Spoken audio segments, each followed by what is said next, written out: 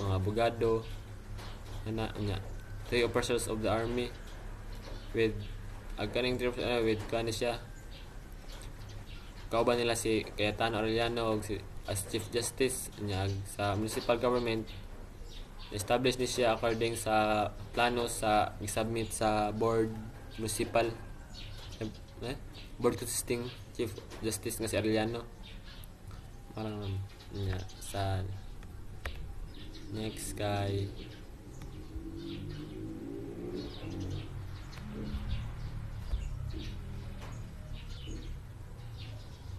divide et imperata ay impera applying the age-old technique of divide and rule. The Americans were able to use and manipulate the Filipino ilustrados and Filipino politicos of the Malolos Congress. The testimonies of Cayetano Arellano, Trinidad Pardo de Tavera, and Benito Ligarda parroted the two aspects of American propaganda. The Filipinos could be abandoned because they were incapable of self-government, and the Filipinos welcomed American tutelage. Kaniyam technique nga mga sinaunang ba mga karaan na gamit ni para gimaniobra sa mga Amerikano,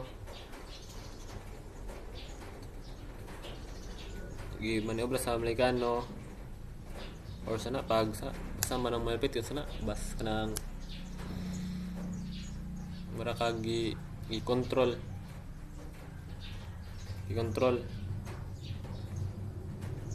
ang politiko sa Amerikano. Ag sa ilang testimonies nila Cayetano Arellano og Trinidad Pardo de Tavera and Benedito Lagarda, nisuporta ni siya sa propaganda sa mga Amerikano kanang sana murag yung support siya sa mga Amerikano nga culture munguro na or ilang orgyon sa nila pag-introduce. Isuporta ni sila sa Amerikano nya kini kuno mahinungdan sa pag-abandon na sa ato ang mga Pinoy kay man sila may ilahara pa self-government ilahara nya ag Pilipinos pod ning welcome pod sa mga Amerikano. Next, the first Philippine Commission. On January 20, 1899, President McKinley was appointed the first Philippine Commission, known as the Sherman Commission, to assist the United States shaping a Philippine archipelago. The commission consisted of the following: Jacob G. Sherman, Royal Admiral George Dewey, Major General L.S. Otis, Charles Denby, and Dr. D.N.C. Worcester. The function of the commission were deliver the America's message of the goodwill to the Filipino people. Yeah. Number 2, investigate the condition in the Philippines, and 3, to make recommendations to the President of the United States as to the kind government to be established in the Philippines. After completing this survey of the Philippines condition, the Commission returned the United States and submitted the report on January 31, 90s to President McKinley, who in turn transmitted it to Congress on February 2.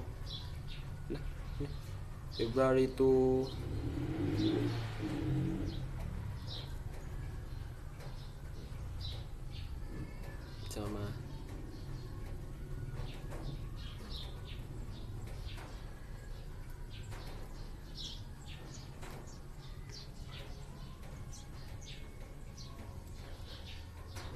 1901 din on February 2, 90s. In this report, the Scarman Commission stated that the Filipinos were unprepared for independence. Hence, the United States should be remain in the Philippines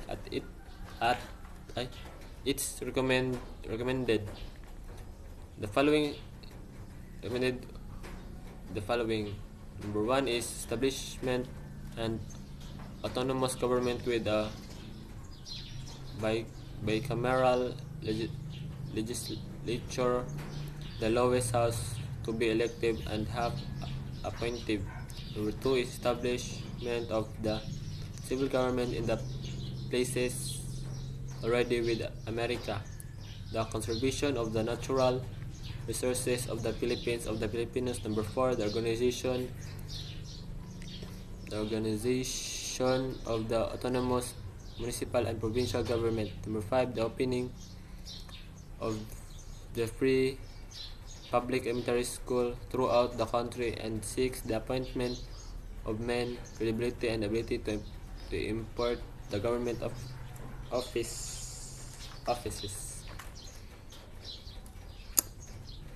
Kani siyang the first commission, ma'am, na nakuha ni siya sa on January 20, 1899. Nga gitulot ni or gi-appoint ni President McKinley. Ug ang unang ang unang Philippine Commission or ganing Philippine Commission or mo na siya also known as Scarman Commission sa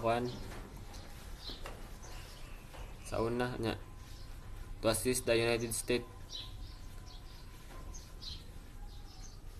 aron sana to assist the United States or para maporma ang Philippine Archipelago. Kaning members sa commission kay sila Jacob G. Scarman, Rear Admiral George Dewey, Major General Elwell S. Otis, sila Charles Denby and Dr. D.N.C. Worcester. Kanipod muna sila yung mga members sa commission niya.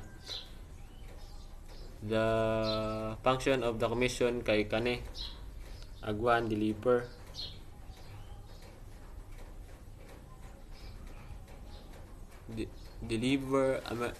America's message to the good of the Filipino people.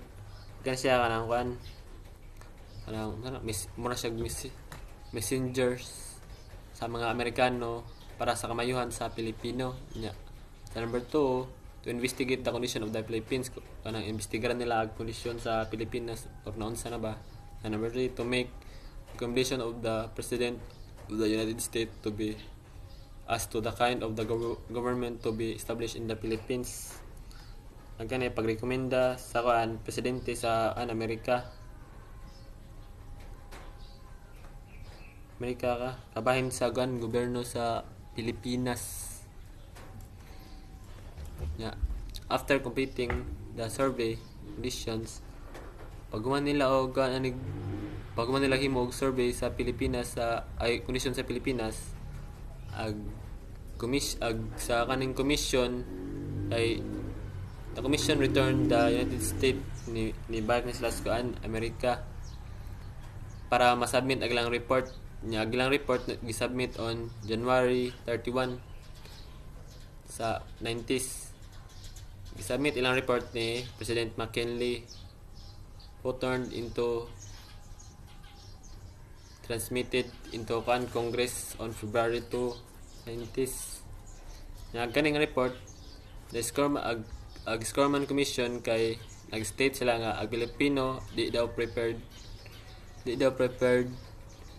sa para sana pag iya kanang independence ba sana ang murag di pa prepared masaligan sa usag-usab ba. United States dapat gyapon kuno magpabilin sa Pilipinas nya. Nag-recommend kini sa mga kaning establish the autonomous government, kaning kuan bicameral legislature of the lower house to be elective and have appointive. Kani siya kay kuan pag sana suring bicameral dapat daw mag-elect sila sa isa ka lower sana mag lower house baka nang usa ka puyanan or usa ka kanang mga barangay nga na para may mag-appoint nya. The establish of the civil government in the places already with America. Kaning civil government daw sa kan gi-control ni sa establish ni sa sa Amerika nya. The conservation of natural resources of the Philippines for the Filipinos. Ang kani siya kay conservation daw or pag-conserve or pagkuha sa sa natural nga mga resources sa Philippines para sa mga Pilipino nya. The organization of the autonomous municipal provincial government organization daw sa autonomous provincial and municipal and provincial governments kanang mga munisipyo or mga barangay nga. Dire gi-open ang free public elementary school kanang free nga eskwelahan para sa elementary para sa atong nasod nya. Gi-appoint ni siya sa mga this appointment of men of credibility to ability to import government offices. Maraming salamat.